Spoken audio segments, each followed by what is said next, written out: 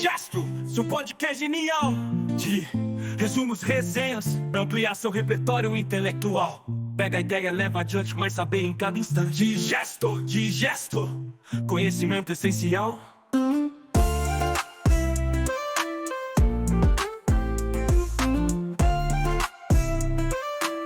Conhecimento essencial de podcast genial de resumos, resenhas. Sabe aquela ideia de que uma prova matemática é só uma sequência de afirmações lógicas?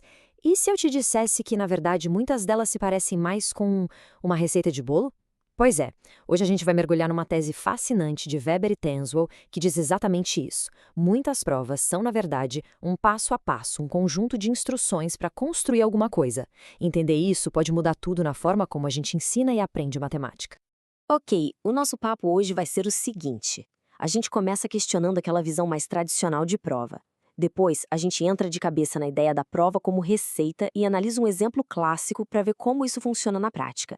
Daí, vamos tentar entender por que essas receitas dão um nó na cabeça dos alunos. E para ajudar, vou mostrar uma ferramenta com 4 níveis de compreensão. No final, a gente junta tudo isso para pensar em como mudar nossa abordagem em sala de aula. Vamos lá? Então, vamos começar do começo. A maioria de nós, aprendeu e provavelmente ensina que uma prova matemática é aquela sequência bonitinha de afirmações lógicas, uma coisa leva a outra, tudo se encaixa. Mas, e se essa definição, mesmo sendo útil, estiver escondendo uma parte importante da história? É exatamente por aí que a gente vai começar a nossa investigação. Dá uma olhada nesses 2 exemplos aqui na tela. Na esquerda, a gente tem o que todo mundo espera de uma prova, Uma afirmação. Se x é par, então x igual a 2k. Isso aqui tem um valor de verdade, ou é verdadeiro ou é falso. Agora olha para a direita. Fixe alfa em C. Isso é diferente. Isso não é uma afirmação, é uma ordem, um comando. Não dá para perguntar se fixe alfa é verdadeiro ou falso, certo? A visão tradicional manda a gente focar no da esquerda. Só que a realidade, quando a gente abre um livro ou um artigo de matemática, é que o texto está lotado de comandos como o da direita. Eles não são a exceção, eles são parte do jogo. E é aqui que a coisa fica séria. Os 2 são passos válidos numa prova, ok? Mas será que eles são a mesma coisa do ponto de vista cognitivo? Para quem está aprendendo, faz diferença? A resposta de Weber e Tenswell é um sonoro não. E essa diferença, que pode parecer só um detalhe, na verdade tem um impacto gigantesco em como nossos alunos aprendem ou, muitas vezes, em por que eles não aprendem a raciocinar matematicamente. Vamos aprofundar um pouco mais nessa visão tradicional. Lembra daquelas provas de geometria no colégio, com 2 colunas? De um lado a afirmação, do outro a justificativa. A ideia ali é essa. A prova é uma corrente. Cada ela é uma dedução lógica que se conecta perfeitamente no anterior. É um modelo super formalizado por teóricos como Duval e Stalianides. E qual o problema com isso? Bem, essa visão é arrumadinha demais. Ela é limpa, organizada, mas ela é incompleta. Ela é ótima para descrever um tipo de raciocínio, mas ela deixa de fora toda a parte da matemática que é sobre ação, sobre construção. E é exatamente aí que a nossa análise vai ficar mais interessante. Beleza. Agora, a gente chega no coração da ideia de Weber e Tenswell. Vamos apresentar uma nova metáfora, que vai virar a nossa perspectiva de cabeça para baixo. A prova não como uma corrente, mas sim como uma receita. Para a gente não se perder, vamos definir os termos direitinho. Primeiro, o que é uma afirmação matemática? É bem simples. É qualquer frase que pode ser classificada como verdadeira ou falsa. Por exemplo, 5 é um número primo, verdadeiro. 6 é um número primo, falso. O ponto central é esse, tem um valor de verdade. A visão tradicional das provas é construída inteiramente com esses tijolinhos.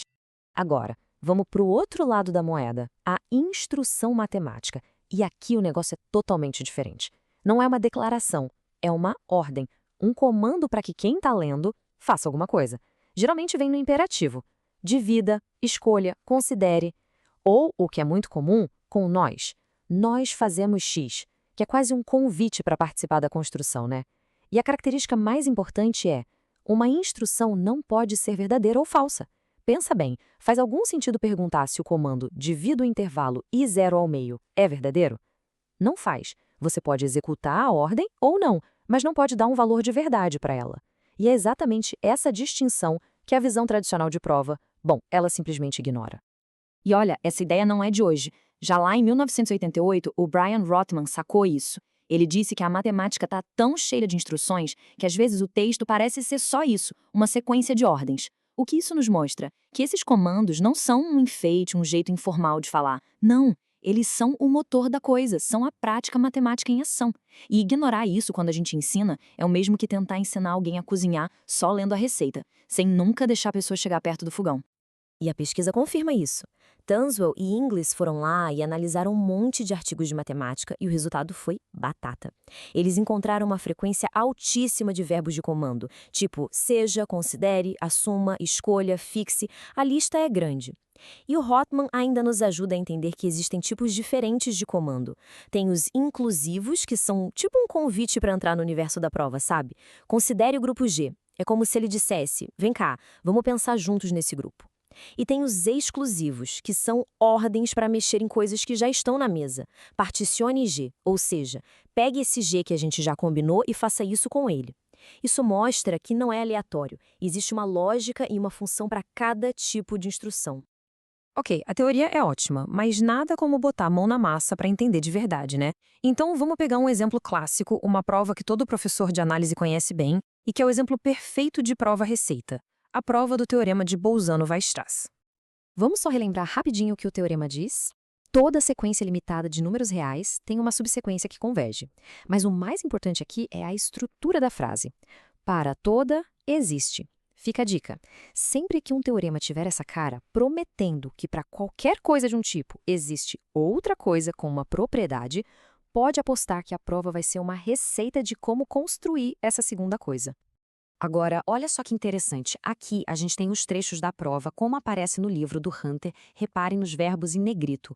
O texto não diz é possível dividir e zero. Ele manda divida e zero. Ele não fala existe uma escolha para I1. Ele ordena escolha I1. E assim vai. Divida, escolha, pegue, escolha e a cereja do bolo. Continuando desta forma. Isso aqui, gente, não é uma cadeia de se então. É um passo a passo, uma sequência de ordens. É uma receita sem tirar nem pôr. Se a gente resumir essa prova, fica ainda mais com cara de receita. Olha só.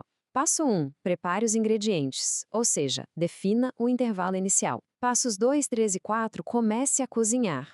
Divida, escolha, escolha de novo. O passo 5 é o pulo do gato. Repita.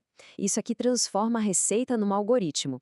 E o passo 6 é a hora da verdade, tipo tirar o bolo do forno e ver se ficou bom.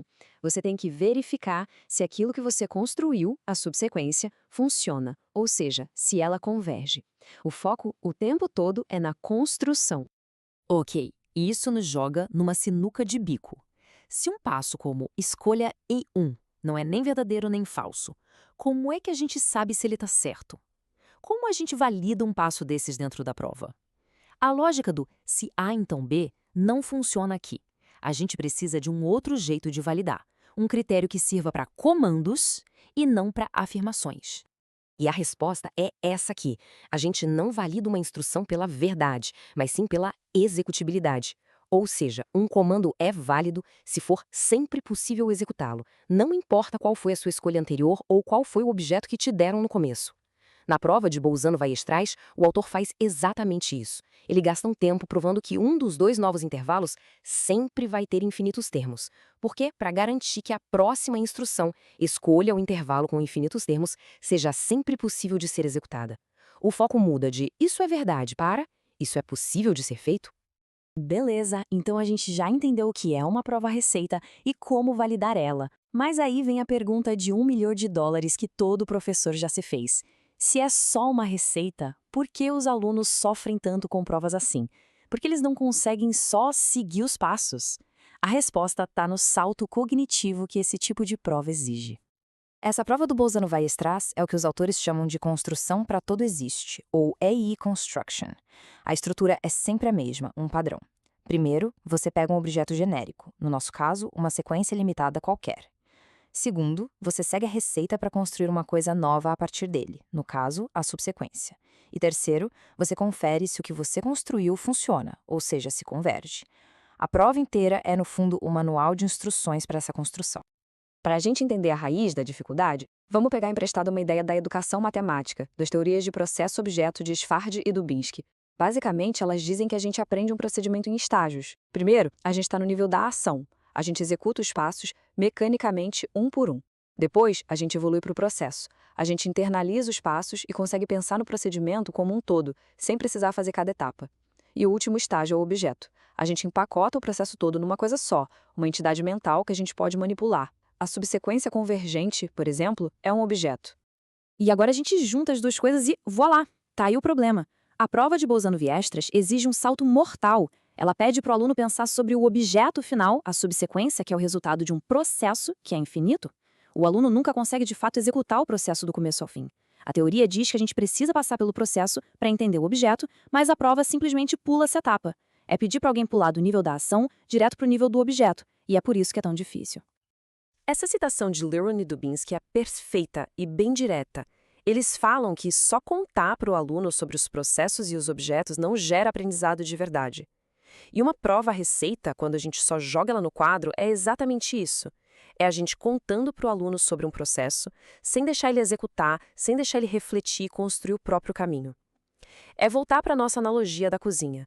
É como ler a receita de um prato super complexo para o aluno e, sem deixar ele cozinhar, já pedir para ele fazer uma análise do sabor. Simplesmente não funciona. Certo. Mas e aí? Como é que a gente, como professor, lida com esse desafio? A boa notícia é que Weber e Tanswell não só apontam o problema, eles também oferecem uma solução, uma ferramenta bem prática, um modelo com 4 níveis para a gente entender e avaliar a compreensão de uma prova-receita. Essa tabela aqui é o ouro puro para a gente. Vamos passar por cada nível. O nível 1 é o básico do básico. O aluno entende o que o comando significa literally, o que esse passo manda fazer. O nível 2 já sobe um degrau e foca na validação.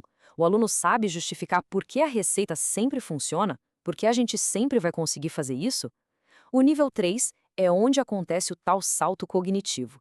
O aluno consegue conectar o processo de construção com o resultado final. Como é que esse jeito de construir garante que o resultado vai ter a propriedade X? E, finalmente, o nível 4, que é a visão estratégica. O aluno entende o porquê de cada passo. Qual era o objetivo do autor ao colocar essa condição aqui? Pensem nessa tabela como um mapa. Com ela, a gente consegue diagnosticar exatamente onde o aluno travou.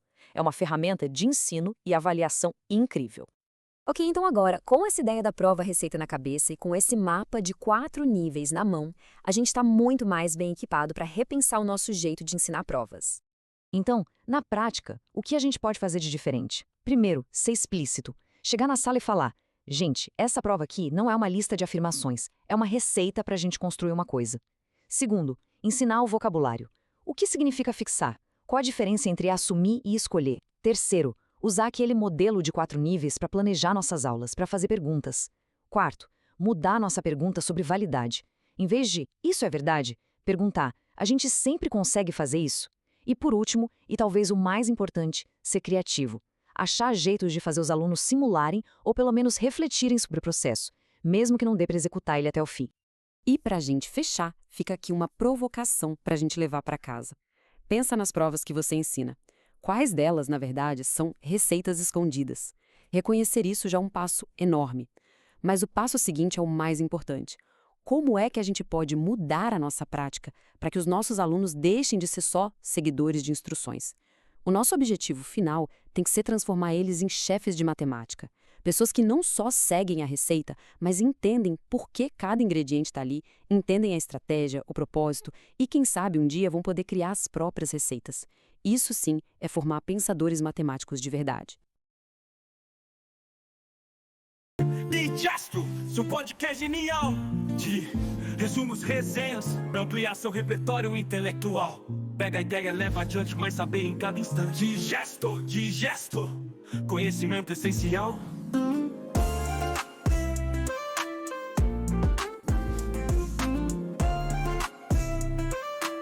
Conhecimento essencial. Seu podcast genial de resumos, resenhas, pra ampliar